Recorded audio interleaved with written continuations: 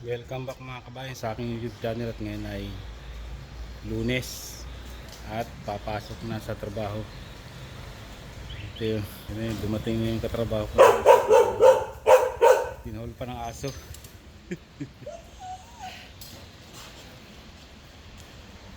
Go! Pasok ka na sa trabaho.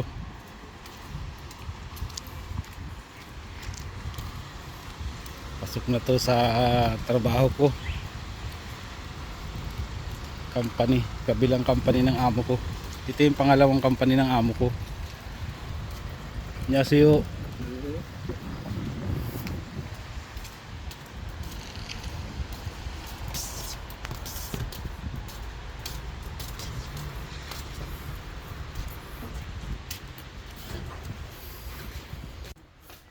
At nandito na nga tayo sa loob ng company. Ito na yung working place namin. Medyo madaming repair. Mapapalaban yata ngayon.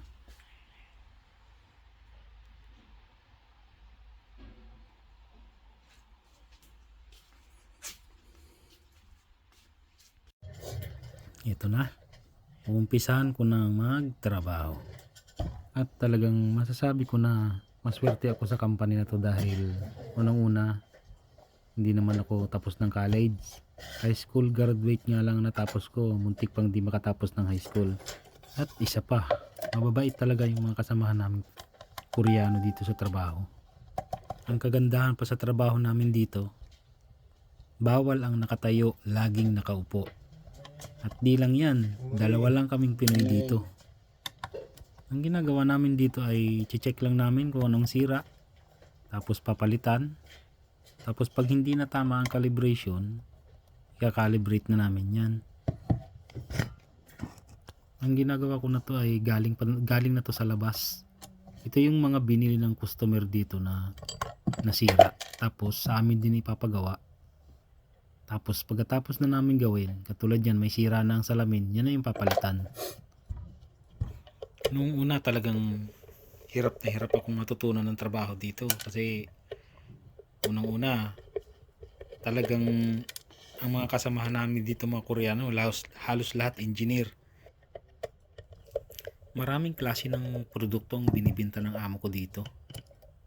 Mayroong drone, mayroong laser, marami pang iba. Pero kaming dalawang Pinoy, dito talaga kami inilagay ng amo ko kasi sabi ng amo ko, ang mga Pinoy daw, matyaga talaga sa trabaho.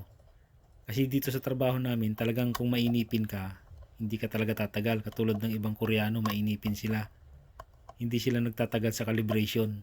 Unang-una, masakit sa mata pag tinamaan ng laser yung mata mo. Pero lahat naman ng trabaho ay napapag-aaralan basta maturuan lang ng maayos. Ang kaibahan nga lang sa mga Koreano, kailangan pag isang beses ka nilang turuan, kailangan makuha mo na agad. Dahil mabilis silang mainis. At siya nga pala mga kabayan, doon sa mga nakaraang video ko na tungkol naman doon sa mga tripod na ginagawa ko, konti lang naman ang gawa doon. Kaya pag busy lang doon, saka lang ako gumagawa doon. Pag may kailangang ilabas at may mga kailangang ibenta, doon lang ako gumagawa. Pero mas mahaba talaga ang oras ko dito sa company na to. Pangalawang company ng amo ko.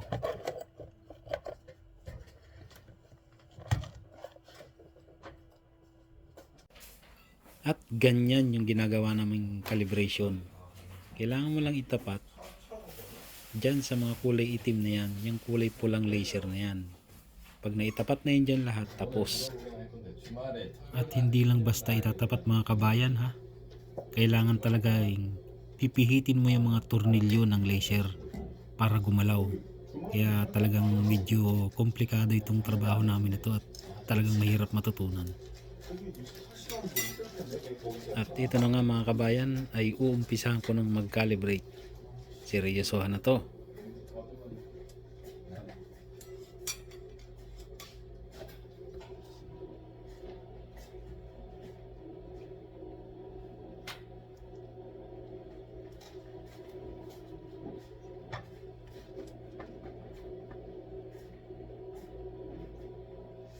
Dito nga pala sa Korea mga kabayan, ay bihirang-bihira yung trabaho na ganito. Karamihan dito ng trabaho sa Korea, puro buhatan talaga. Kaya marami din talaga yung bigla na lang umuwi dahil sa hirap ng trabaho, o kaya naman nagpaparili sila, naghahanap sila ng panibagong trabaho kung papayagan sila ng amo nila na umalis.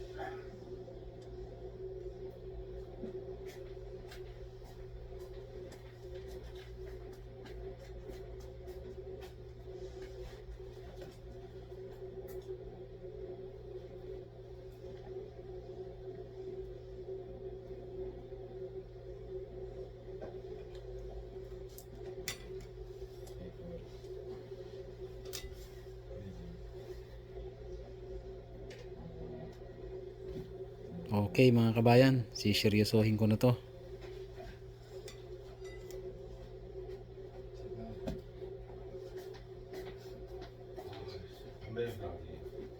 딸기야. 감사합니다. 갔나? 예. 나만 나?